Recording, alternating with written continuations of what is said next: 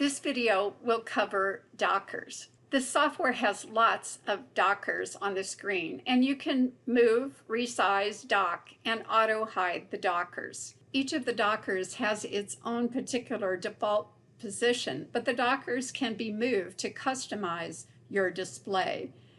You just click and drag on the title bar, and you can move the Docker to a new position. To get the Docker back in position, just double-click on the title bar and it will move back into position. As long as the Docker was floating on the screen and you did not move the Docker to a new docked position, it will return to the default position.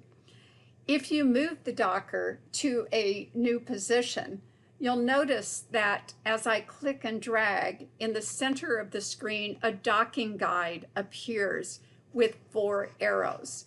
A preview will show you how the Docker will be docked if you click and drag it to that position.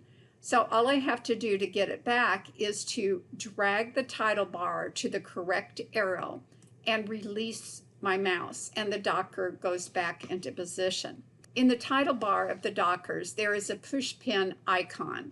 If you click on this and move it to a horizontal position, the Docker disappears and a tab appears on the design screen. And this will give you more room to work on your design. To restore your Docker, just rest your cursor on the tab and click on the push pin to keep the Docker open. Dockers can be resized. So if I want to resize a Docker, I rest my cursor and I can resize the Docker proportionally.